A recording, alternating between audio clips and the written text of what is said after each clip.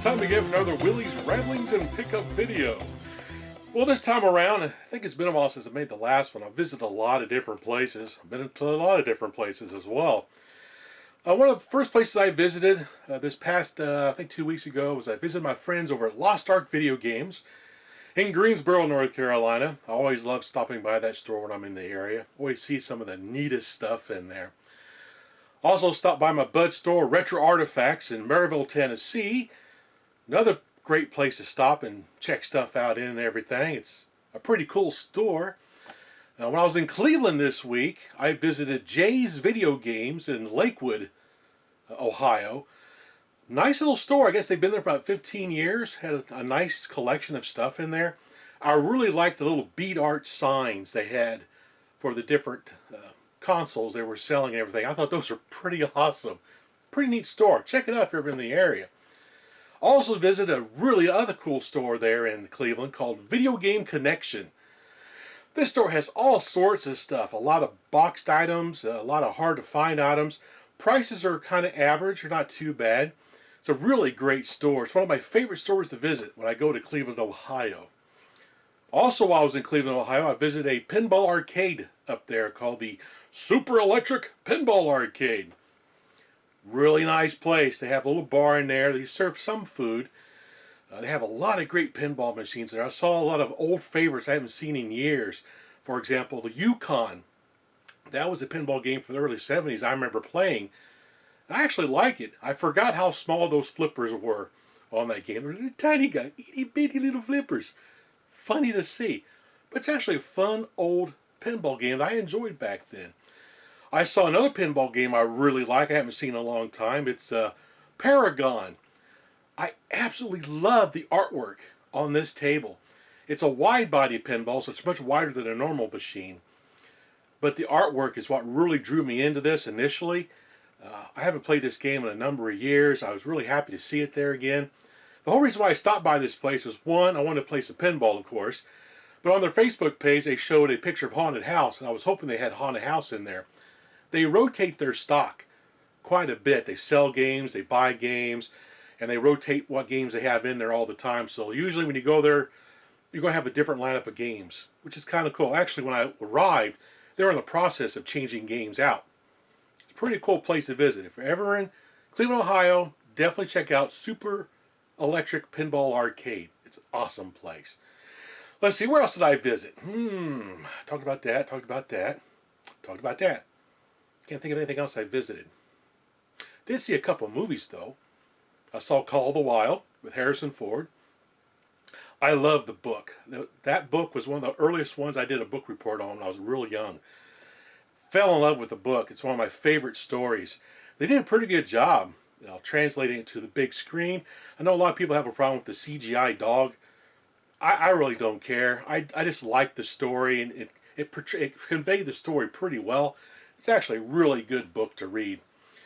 Also saw The Invisible Man. It's okay. It's not too bad.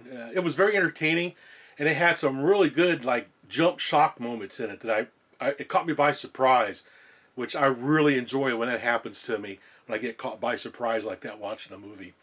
It's okay to go see. If you like, classic horror movies, things like that, The Invisible Man, it's probably up your alley. What am I doing? This is not a movie review show. Sorry. Had a lot of great donations this week. Well, I only had one donation. I mean, a lot of great pickups this week. Talk right, dummy. Had one great donation, though. To the Toy Tomb, I was donated a Latrax Brinkman Corvette. The hobby grade one from the late 70s, early 80s.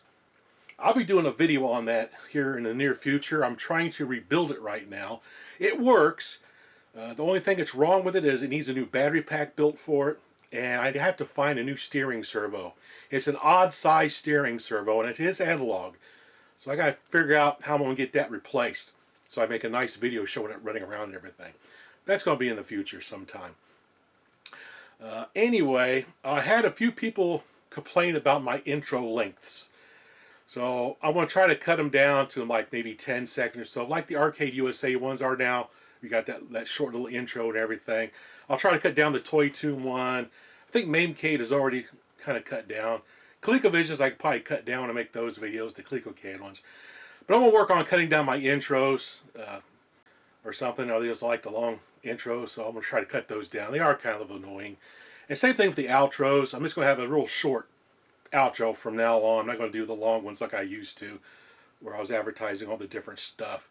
A lot of people don't like that either. I don't know why. You can actually shut the video off at that time. I don't know. I guess people like to complain about stuff. I don't have no idea. So, what else? I'm looking at my list right there, because the old brain don't do the brain things very well anymore. What else? I talked about that. Talked about those. Talked about the 2 movies. Some of the cool stuff I've been doing. I think that's going to be all the stuff I want to talk about. Anyway, let's get to the pickups. I'm done rambling. Now it's time for the pickups. But before we start there, I have almost gotten to 8,000 subs on the channel. Yay! I'm about 70 subscribers off. Forgot to mention this in the earlier video segment. But I'm thinking about doing something special when I reach the 8,000 subscriber level. I'll probably do a giveaway of some kind, but I haven't decided what I'm going to do yet.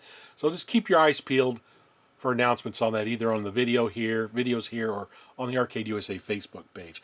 I'll announce it in both places when I'm going to do something. So if you're not on Facebook, you'll at least know there's something going on when you see a video talking about it.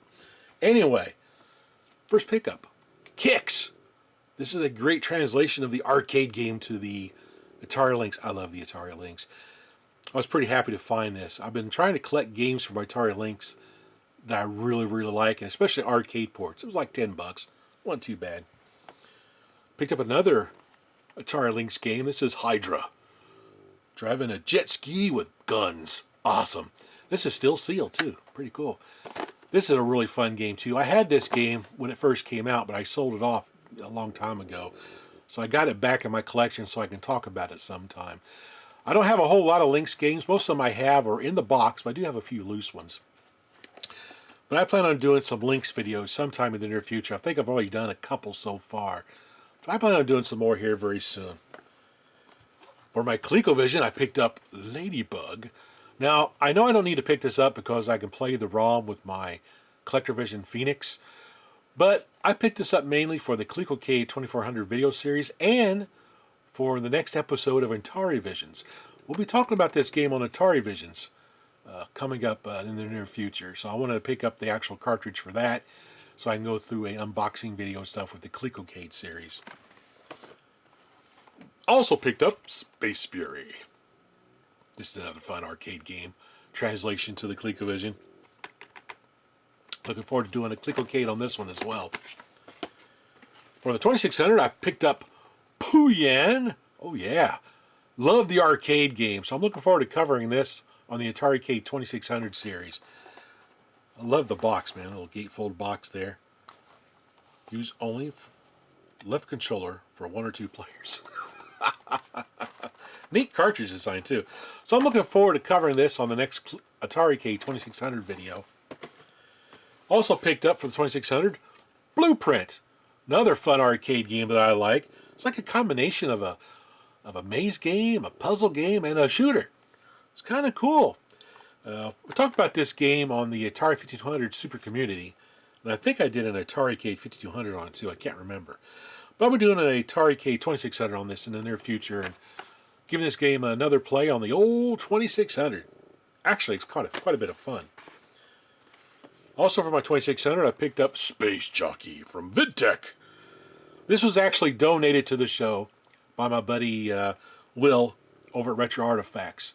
I picked it up, I was looking at it, I was commenting, yeah, this is one of the games I liked back then. He goes, well, you can just have it. I was like, oh, cool. So, big thank you to Will over at Retro Artifacts. You need to stop by that store in Maryville. It's pretty cool. A lot of neat stuff. And for the 1700, I picked up Dig Dug. This is sealed also. Cool.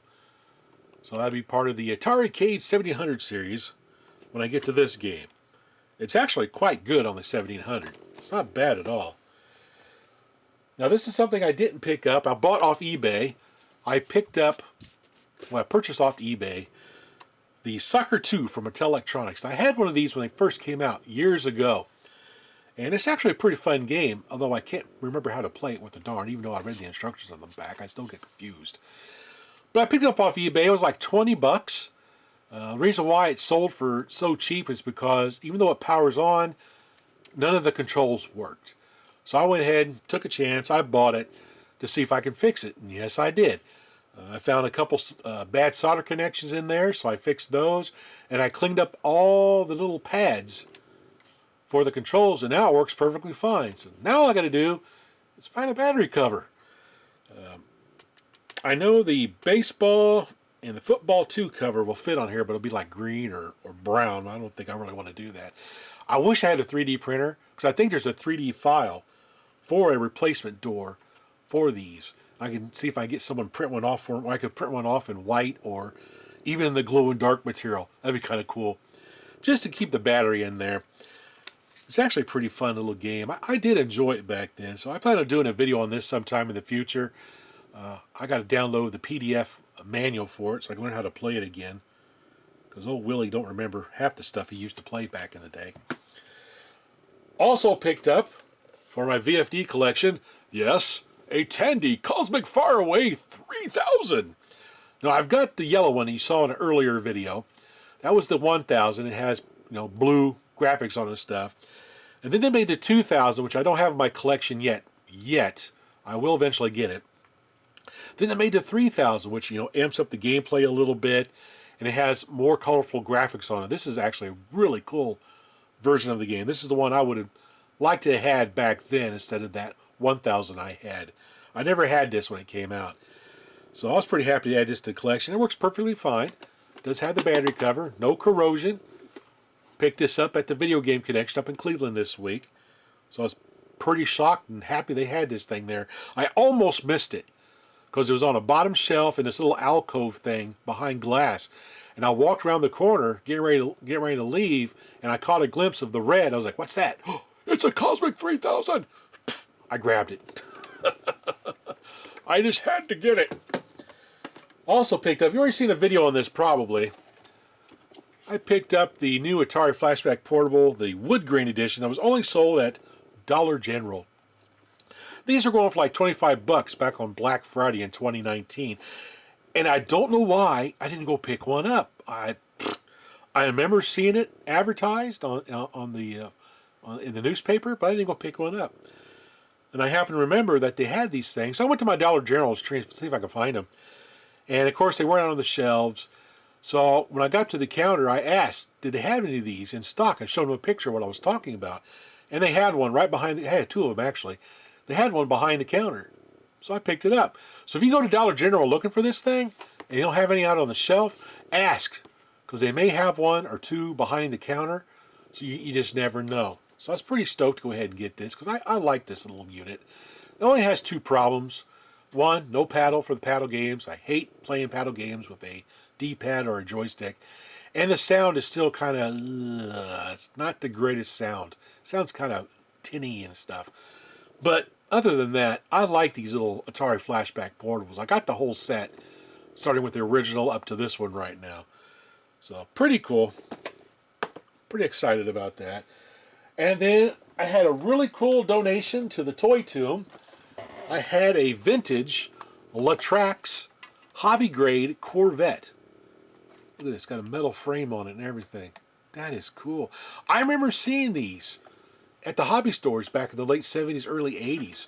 I wanted to get one of these for Christmas, and I got the Alpha RCX instead, which I already did a video on that. You've seen that, which was the toy grade Latrax RC they put out. This is the hobby grade version, which has the servo for steering up here, and has a real nice speed control.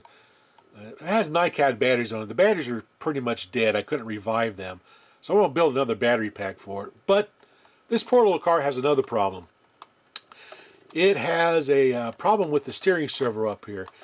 Now it's a BS-113 servo made by Brinkman or Brilliant, whatever it is. And it's an odd size. I have been looking for 2 days to find a replacement servo to put in this crazy thing. And I'm not having any luck at all. So I'm debating.